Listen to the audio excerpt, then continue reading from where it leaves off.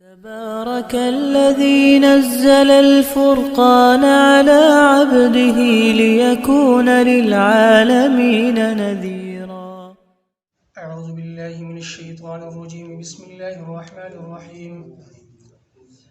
وإذ أخذ ربك من بني آدم من ظهورهم ذريتهم وأشهدهم على أنفسهم ألست بربكم قالوا بلى شهدنا أن تقولوا يوم القيامة إنا كنا عن هذا غافلين. سورة أعراف آیت نمبر 172 چې د دې نیمه حصہ مخکې ذکر شوی و. په دې آیت مبارکه کې د خالق او د مخلوق، د عابد او د معبود یو عالمگیر وعده ذکر کیږي، او دا آیت مبارکه د بنی اسرائیل د هغه قول چې بنی اسرائیل وایي ويقولون سيغفر لنا، د الله رب العزت په کتاب کې به تحریف کو، د الله په کتاب کې به بدلی را وسلله، لفظا معنن د الله رب العزت کتاب به بدلو، د دنیا حاصلولو د پاره، د مال حاصلولو د پاره، او بیا به وی ويقولون سيغفر لنا، و عن قریب زمون مغفرت به وکړي شي. موږ د انبیاء او اولاد یو، زمون مشران هغه د الله رب العزت محبوب ترین خلقو، نیک خلقو، د هغه په وجه باندې به موږ وبخلی شو، او دا زمون چې کوم جرمونه دي په دې کې به موږ ونیسلی شو. نو دا هغې پرد کې یو دلیل ذکر شو، الم یؤخذ علیهم میثاق الکتاب الا یقولوا علی الله الا الحق، چې کله تاسو بخلی شوي یئ او ستاسو نه به تپوس نه کیږي، تاسو به په جرم باندې نیسلی کیږئ نه، نو بیا ستاسو نه دا وعدې ولې اخیستې شوي دي؟ لکه یو وعده چې په الله باندې به رښتیا خبره کوئ، دروغ به نه وایئ. دویم وعده وإذ نتقنا الجبل فوقهم كأنه ظلة، د تورات د منلو په حق کې د جبرائیل علیه السلام په ذریعه سره الله رب العزت کوه طور غر په دو باندې اوچت کو، او وعده ترې الله تبارک وتعالی واغستله چې تاسو به د تورات په احکاماتو باندې عمل کوئ. نو بیا دې وعدې ته څه ضرورت و؟ او دریم دلیل چې الله تبارک وتعالی د ټول انسانیت نه د آدم علیه السلام د پیدایش نه وروستو او د نور مخلوق لکه د نورو انسانانو د پیدایش نه مخکې الله رب العزت دی روحونو نه وعده واخیستله، او دی روحونو له الله تبارک وتعالی څه قدر عقل، فهم، شعور ولا ورکو، او د انسانیت دی روحونو چې دا واړه سره میږي دي، د دې په صورت کې الله رب العزت د دې په شان پیدا کړل. میدان عرفات کې الله تبارک وتعالی د دین وعده واغستله، الست بربکم، ستاسو رب یم کنه؟ ستاسو رب نه؟ قالوا بلا شهدنا. دی روحونو چې دی الله رب العزت عقل، شعور او ادراک ورکو، دی الله رب العزت سره وعده وکړل چې ته زموږ رب یې، ته زمون خالق یې، ته زمون معبود برحق یې. دا وعده الله رب العزت د ټول انسانیت نه اخیستې ده. نو په دې کې هم رد شو د بني اسرائیلو په دې قول باندې چې سیغفر لنا، موږ بخلی شوي یو، زموږ خو به مغفرت وشي، موږ به وبخلی شو. نو چې کله تاسو بخلی شوي یئ، ستاسو مغفرت شوی دی، نو بیا تاسو نه د دې دومره وعدو اخیستو ضرورت څه پاتې شو؟ بیا تاسو ولې پابند کیږئ د دې چې تاسو به عقیده خپله سموئ، د الله په توحید به قایم او دایم پاتې کیږئ، تاسو به الله رب العزت باندې حق او سچ وینا کوئ، دروغ به نه وایئ، تاسو به د تورات په احکاماتو باندې عمل کوئ، څومره قوانین دي د تورات دا به منئ ټول، بیا د دې تاسو ولې پابند کړی شوئ؟ معلومه دا شوله چې ستاسو بخښنه، ستاسو مغفرت دا د انبیاو سره نسبت په وجه باندې نه دی چې تاسو د انبیاو په اولاد کې یئ او تاسو به وبخښلی شئ، ستاسو به بخښنه او مغفرت وشي، داسې نه ده. بلکې څنګه چې د انبیاو میشن او د انبیاو طریقه وه، د انبیاو عقیده وه، هغه میشن، هغه عقیده، هغه طریقه به جوړوئ، نو تاسو به وبخښلی شئ، تاسو به کامیاب شئ. او د انسانیت نه چې الله رب العزت دا وعده واخیستله چې دې ته عهد د الستو م وي، عهد د ازل م وي، وعده د عالم ارواح هم ورته وي. دا وعده د څه دپاره واخیستله؟ مخکې علت ذکر کیږي، وجه ذکر کیږي، ان تقولوا یوم القیامه، چې دا ونه وایئ بیا په ورځ د قیامت انا كنا عن هذا غافلین، چې موږ خو د الله د توحید نه ناخبره وو، د الله رب العزت د یووالي نه موږ خبردار نه وو، موږ ته پته نه وه، موږ ته خو چا ویلي نه دي چې ستاسو اله معبود کارساز مشکل کشا حاجت روا یو دی، ستاسو رازق یو ذات دی چې هغه الله رب العزت دی، موږ ته خو چا نه دي ویلي، موږ ته پته نشته. الله رب العزت د انسانیت نه دا وعده واخیستله،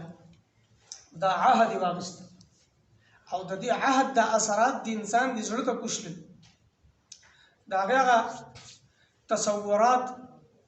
د هغې هغه بصارت، هغه د انسان د زړه ته کوز شو، لکه څنګه چې تخم ځمکې ته کوزیږي داسې د انسان زړه ته کوز شو. او حدیث کې راځي کل مولود یولد علی الفطرة، هر یو انسان، هر یو بچی چې نو مولود بچی وي هغه په فطرت باندې پیدا کیږي،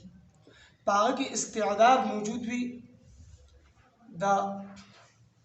عبادت، د بندګۍ، د اسلام طرف ته د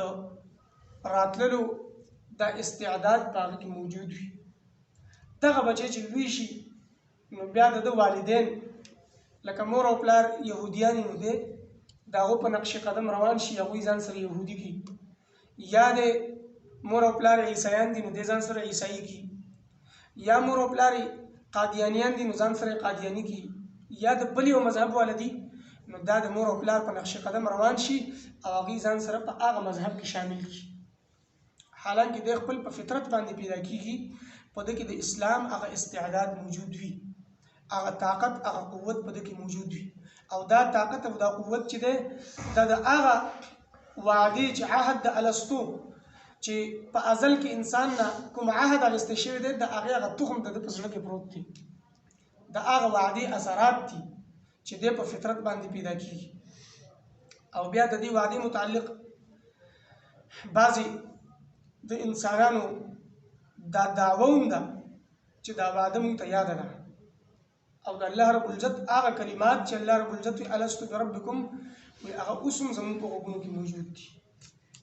په دې باندې ګویي کړې ده او د دې اقرار یې کړ دی په دنیا کې چې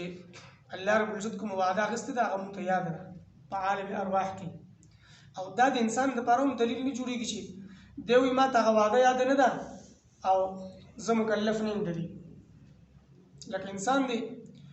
پیدا شو، د د پیدایش په وخت کې ته څه وکړل، ویې ژړل، یا د پیدایش نه وروستو په خبرو باندې لګي، ده ته اول کلمات چا خیل دي؟ د اول کلمات څه ویل دي؟